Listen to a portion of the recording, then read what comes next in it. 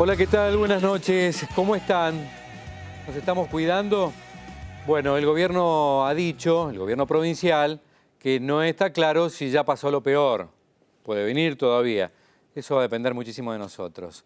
El gobernador ha confiado en la sociedad de mendocina para habilitarnos la posibilidad de nuevamente visitar a nuestros familiares más estrechos, hasta 10 personas. Bueno, información que hemos dado ya en el noticiero.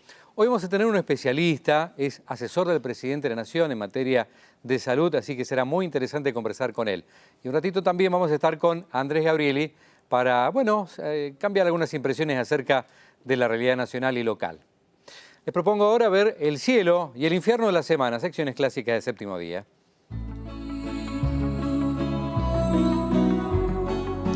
En el cielo, bomberos mendocinos que también están en lucha para apagar el fuego, tanto en Córdoba, principalmente en Córdoba, pero también en San Luis. Genéricamente entonces, los bomberos de Mendoza, con sus mangueras, sus recursos, lo que tienen a mano, pero sobre todo con mucho corazón, para dar esa lucha.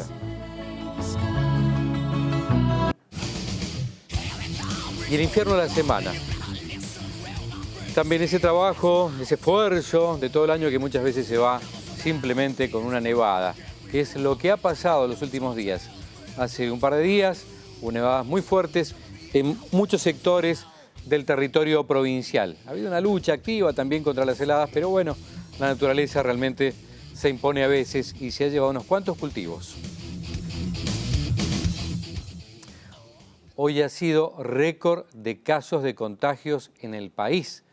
16.400 casos en el territorio nacional. Allí sí que la curva no ha bajado. Llevamos 202 días de cuarentena, de confinamientos en algunos casos, en otros distanciamiento.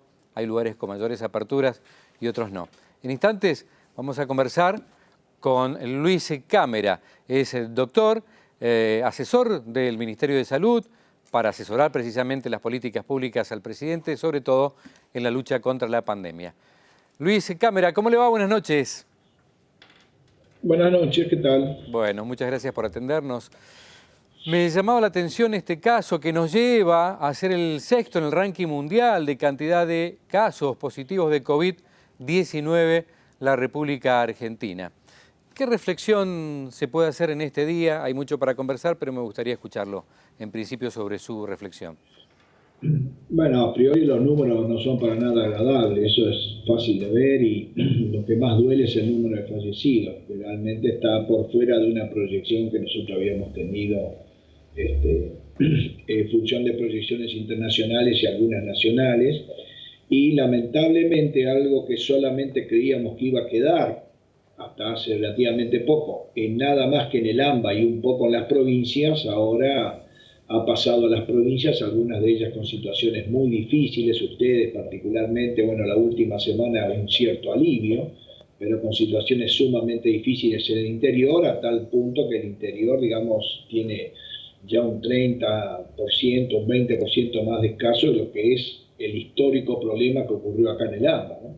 Claro. Y eso, digamos, es como que se federalizó, lamentablemente, la epidemia, algo que creíamos que, o por lo menos uno manejaba la ilusión que iba a drenar poco al interior, pero bueno, en 3 meses y medio de tener 10.000 casos por lo menos acá en el AMBA, finalmente drenó virus hacia el resto de las provincias, ¿no? Y bueno, ahora estamos pasando esa crisis tan desagradable y al mismo tiempo la epidemia dura más tiempo, lo cual está agotando todos los ánimos, ¿no? Claro. Bueno, lo mismo Santa Fe, Córdoba, superan todavía a Mendoza, tienen más población, es cierto, pero... Y la provincia de Buenos Aires que tampoco amaina, porque yo miraba la comparación, por ejemplo, Claro. poblacional, es 9 veces más de población de la provincia de Buenos Aires respecto de Mendoza, pero sin embargo la cantidad de casos positivos es aproximadamente 20 casos más. Sí. Mendoza estuvo muy difícil hace 20 días hasta esta semana pasada, con las camas de terapia intensiva muy ocupadas. Hoy ustedes están Sí. con menos casos, pero tienen una ocupación de cama de terapia intensiva muy al límite, con lo cual, digamos, hay que ser Sí. muy cuidadosos. Si llega a haber un pequeño rebrote, habrá que ser un poco, tomar conductas restrictivas. Pero hay, digamos, como tres núcleos muy grandes que están complicados: Santa Fe, Córdoba y la provincia de Buenos Aires, más allá del AMBA. Eso sí está aumentando. Con una situación complicada, que es que muchos brotes se están ocurriendo en ciudades de segundo y tercer orden, no tanto en las capitales. Eso hace que, digamos, el sistema asistencial en ciudades un poco más chicas, no las capitales, es obviamente más austero. Entonces implica traslado de pacientes con cierta frecuencia, porque ciudades de 100.000 habitantes con un brote rápidamente se quedan sin camas críticas. Hay que trasladar pacientes termina siendo la capital de la provincia, son traslados de 2, 3 horas, 4, porque nuestras provincias son grandes, no son chicas. Claro. Y eso va sobrecargando a las capitales de gente que no solamente le corresponde a su propia área, sino a área que le viene de otros lados. Entonces, algunos gobernadores van a tener que darse cuenta y van a tener que hacer medidas restrictivas para frenar. Tucumán está muy difícil, Salta está difícil, Neuquén se puso el día de hoy 1.200 casos, más que la capital federal. Fíjense lo que es eso. Claro. Entonces hay que ponerse muy duro, porque si no van a sufrir mucho, Cuando dice hay que ponerse muy duro, ¿se está refiriendo a un aislamiento, un confinamiento estricto? Sí, habrá que hacer eso. Si no lo hacen, va a ser muy difícil, Nosotros ya desde el grupo lo habíamos dicho varias veces, tratamos de sensibilizar voluntades, pero de alguna manera muchos gobernadores estaban, digamos, no querían como regresar en algunos logros que estaban teniendo. Pero eso vamos a pagar un precio por eso. Vamos a pagar un precio grande por eso. Y tendría que ser... ese confinamiento tendría que ser por 14 días. Sí. Por 14 días tendría que ser, y además de alguna manera tenemos que ir pensando en esa técnica. Nosotros lo estamos viendo en Europa en este momento, que están cerrando y abriendo lugares, los grifos de alguna manera regionales, digamos, lo más estricto posible, como una disección lo más posible. A lo mejor, no sé, 2 o 3 áreas de una provincia, a lo mejor uno puede hacer un confinamiento y el resto no.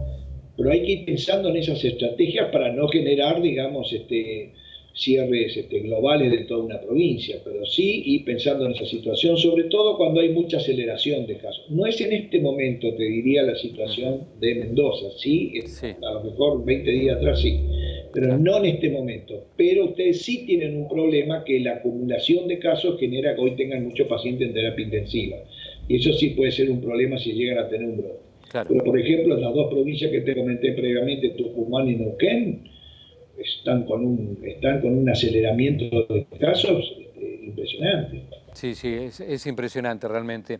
90% el índice de ocupación de camas críticas en la provincia de Mendoza, es el dato oficial de la ministra de Salud. Pese a que se ha mesetado la curva, usted lo decía, 20 días antes fue el pico hasta este momento. Ahora, la pregunta es la siguiente. Usted decía, bueno, hay países que están adoptando esta estrategia, ¿no? De abrir, cerrar 14 días. Y en el caso de Argentina, que se ha sostenido tanto el cierre de la actividad económica durante más de 200 días, ¿no ha sido contraproducente en esto de lesionar la voluntad de la gente, que finalmente transgreda las normas, que finalmente se rompa ese distanciamiento y después sea difícil establecer condiciones más estrictas? Es posible. No, es posible que el agotamiento y el hecho que la pandemia, digamos, nuestra epidemia local sería, no se va, porque la forma que tiene la epidemia en América es esta forma mesetada de mucho tiempo de duración y con mucha mortalidad. Lamentablemente ha pasado en casi todos los países. En el único que fue tipo brote fue Chile, pero el resto tiende a ser de esa manera. Eso está agotando, digamos, la voluntad de la gente, de un pequeño grupo, no de mucha gente, pero basta un pequeño grupo, digamos, que tenga una conducta, digamos, que toma riesgos. Ese pequeño grupo de gente ya genera un brote, y después contenerlo es muy difícil.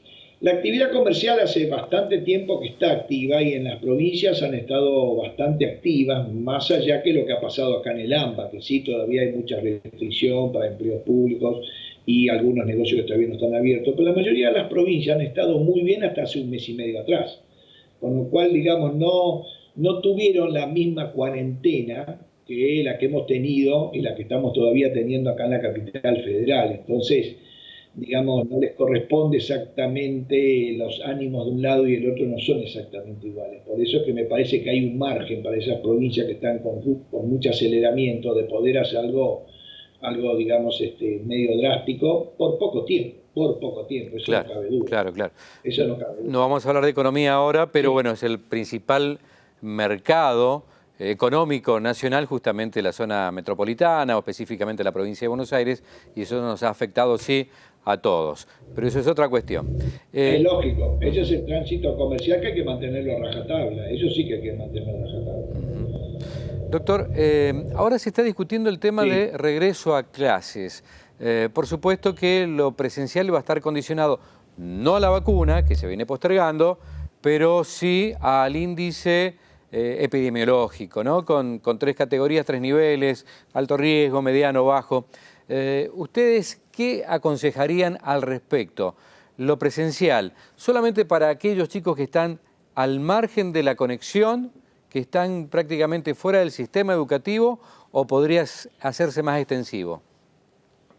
Yo creo que se puede hacer más extensivo en las provincias que están bien. De hecho, hay provincias como 3 o 4 que en este momento están teniendo presencial y sobre todo en escuelas rurales. Yo creo que lo que tiene que ver para los que están fuera del sistema es casi imperioso de alguna manera. En eso sí tenemos los problemas acá en Cava y en algunas áreas del conurbano. Ahí hay otros distritos de la provincia de Buenos Aires que, digamos, hay unas fuertes ganas de que se puedan abrir las escuelas, porque realmente ese es un punto también bastante crítico. Por supuesto que es un riesgo en el momento que nosotros estamos con muchos virus, que estamos hace 3 meses, digamos, con mucha carga viral global, es un riesgo. Pero eso, bueno, hay que ir viendo, no te lo puedo decir el comportamiento de cómo va a ser el virus, porque depende mucho del comportamiento de las personas. Si las personas cumplen con estándares de cuidado, el grado de contagio de los casos no va a aumentar mucho. Ahora, si yo, por ejemplo, vamos a hacer un ejemplo concreto que yo lo que más le temo. Yo no tengo temor a que hagamos un aula con los chicos que están separados. Tengo temor a que se juntan los padres y las madres a la salida o cuando llegan. No sé si me Claro, claro, sí, no, sí. porque uno está planteándose qué pasa en el aula. Yo ahí no le tengo miedo, te digo, porque ahí van a haber cierto distanciamiento, se van a controlar. El problema es cuando sociabilizan los padres en la puerta de la escuela, ¿me entiendes? Que ahí no tenemos garantía, claro. Ahí es que donde uno dice, bueno, es complicado, porque yo me voy a encontrar con una madre, un padre que hace como 3, 4 meses no lo veo, es imposible que no tengan de saludarlo, no sé si me entiendes. Sí. Y en ese grupo, y pues vamos a tomar un café, y bueno, y ahí empezamos con el problema. Ese es el problema. Si uno puede regular esa conducta humana, no habría problema. Es un poco lo que a mí pasó, digamos, con los corredores, que digamos, no hay problema correr. El problema es que de repente terminaban de correr, se juntaban 5 o 6 a corta distancia a conversar, sin barbijo. Ese es el problema. Claro, Esto también pasaría. Yo no le tengo miedo a cómo estén, digamos, en el aula los chicos, porque ahí se va a hacer cuidado. Le tengo miedo al ingreso, el antes y el después. Ese es el temor que, bueno, por eso es que tenemos que readaptar nuestra conducta genética hasta que finalmente nos podamos vacunar mucho, y esto va a ser a lo largo del 2021. Tenemos que entender lo siguiente, no les quiero dar mala noticia, pero a ver, cuénteme. Entender lo siguiente. Y el año que viene vacunas van a haber, un montón, a lo largo del año, probablemente en la primera mitad. Fíjate tú que una que venía con mucha propaganda, la de Oxford, hoy dijeron en Inglaterra, ya armaron todo un plan de vacunación para Pascuas. Para Pascuas.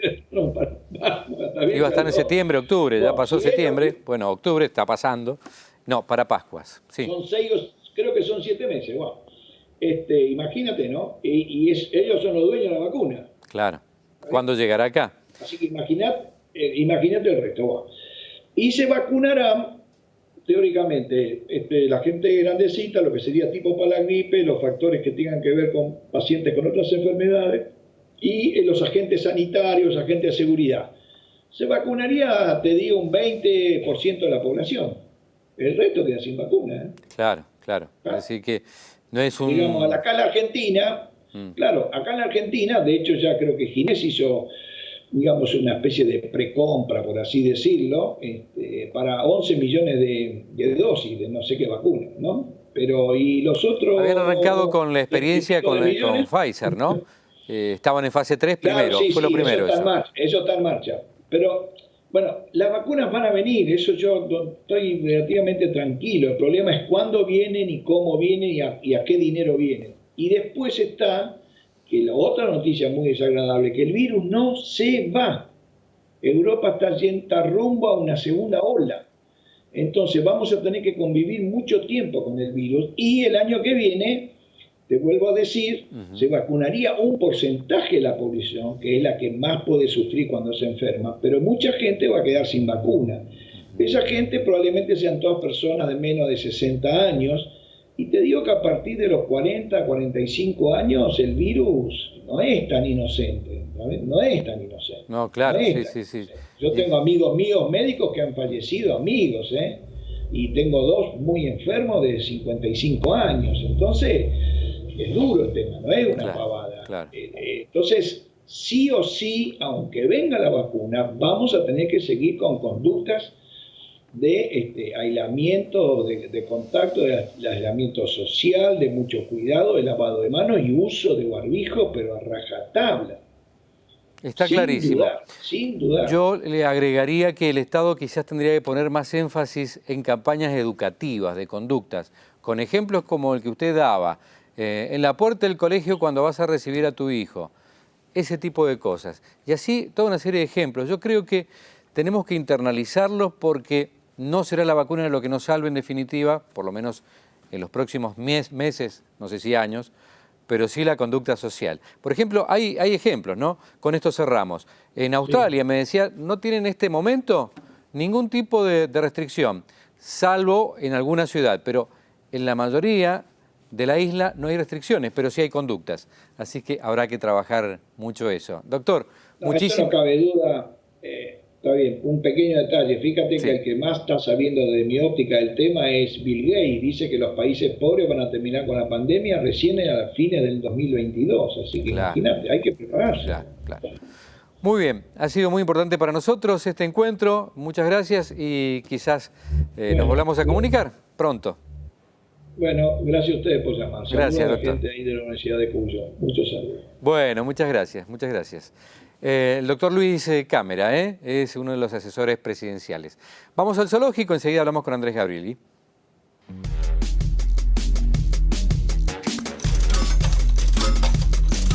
En el zoológico, ¿qué tenemos? Son cangrejos, claro. José Tomás, ya sé, es la marcha atrás que hubo que dar con el tema de educación. Le habían puesto ya la quinta, bueno, algún rebaje ahora y un frenito de mano. La discusión se va a ampliar desde este año al que viene. ¿Qué pasó ahora? Vamos al... tenemos pollitos. Marcelino Iglesias, Ulpiano Suárez están trabajando para la apertura de los jardines maternales, los dos intendentes.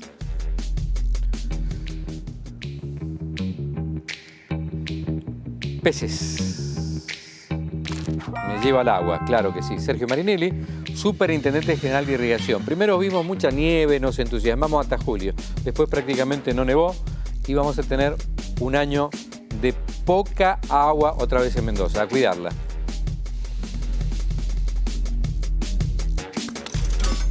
Ave es un águila que vuela alto, Esteban Andrada. ¿Podría ser titular en la selección? ¿Qué dicen mañana? ¿Está el equipo confirmado? Bueno, puede ser. Esteban Andrada realmente es una garantía en el arco. Mendocino, por supuesto. Ahí ya me perdí. Daniel Orozco. Bueno, acá es ave migratoria, por esto de que vamos cambiando. ¿A qué vamos mirando? Los albergues transitorios en las eras habilitados para hacer recepción turística. Es decir, se transforman en hoteles. 24 horas hay que tomar entonces la reserva. Hasta el momento había 2 casos.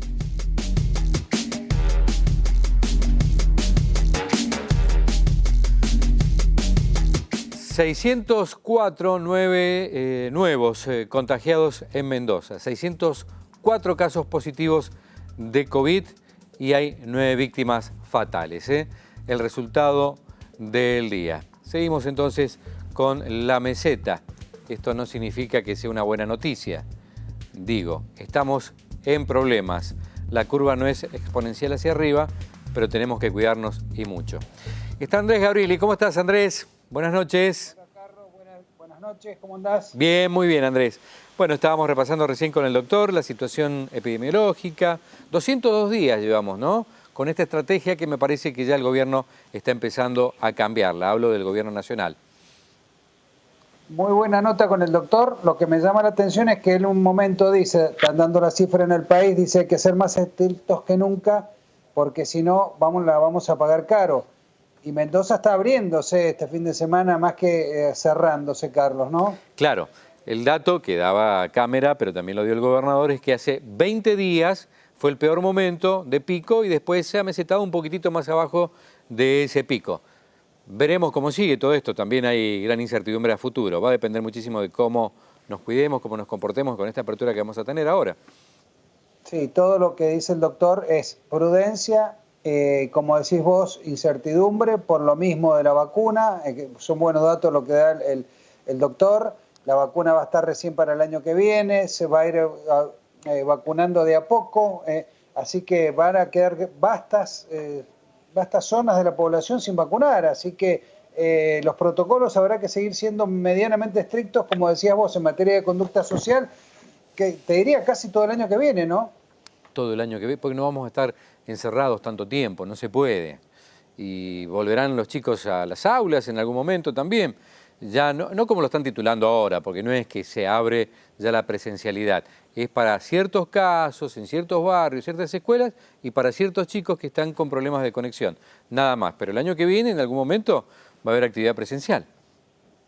La actividad en el colegio en algún momento va a volver. Se le irá encontrando la vuelta, si van volviendo de todos los cursos o de a poquito, etcétera.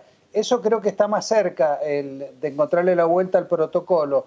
Lo que más me preocupa es el tema de fondo. Una de las actividades centrales en el Mendoza, en el país y en el mundo, es la actividad turística. Me parece que de todas las actividades es la que está más entre paréntesis y no veo cómo se puede despejar rápidamente un camino, ¿no, Carlos? Claro, porque no alcanza con el turismo interno. Ahora se abre San Rafael, ya está confirmado.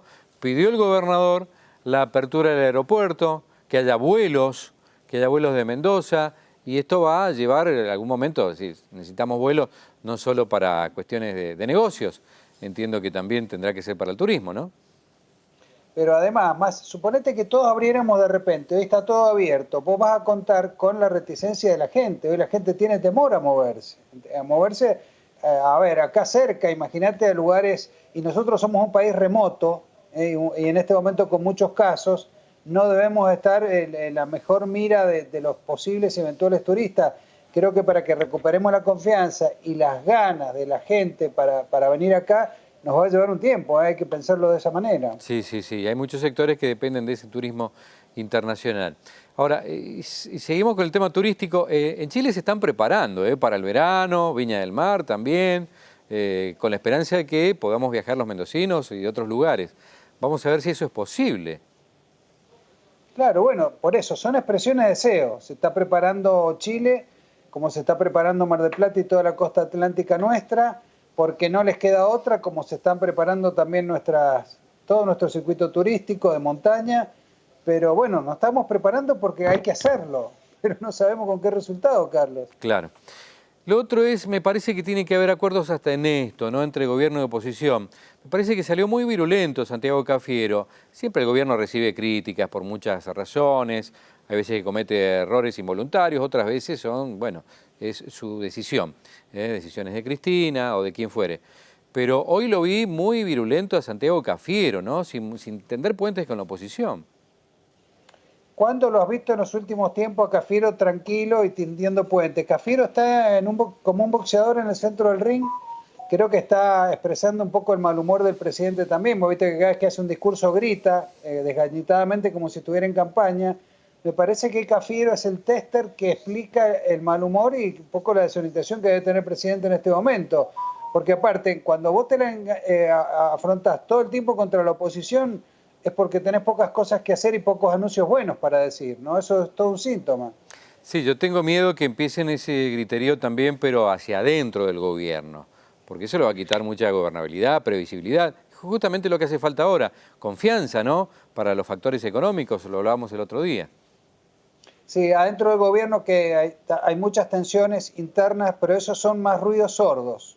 Se hacen no tanto a la luz del público, entre bambalinas, donde los periodistas tienen que esconderse detrás de los floreros y mirar debajo de la alfombra la mugre que se va escondiendo, pero es complicada la situación interna del presidente, por eso yo creo el nerviosismo. Y ahí, insisto, no son griteríos, tenemos que ir deduciendo todo el tiempo, como el caso, este papelón de Venezuela, que unos opinan una cosa, otros otra, te renuncia a Alicia Castro, no lo podés echar a Raimundo, y la verdad que lo de Venezuela es un síntoma muy preocupante de la desorientación de gobierno, ¿eh? Sí, sí, son dos miradas fuertes, pero contrapuestas sobre un tema realmente complejo. Bueno, cerramos aquí, Andrés. Mañana a las 7 abrís con Niwil. Primeras voces. Así es, Carlito, yo a las 7, después te escucho el mediodía con Karina, siempre en nuestra querida Radio Niwil. Tal cual. Bueno, muchísimas gracias. Chao, Andrés, hasta la próxima. Chao, chao. Que será el miércoles que viene, unos minutitos antes de las 21, en la pantalla de Canal 7. Siguen ahora con Intratables. Muchas gracias.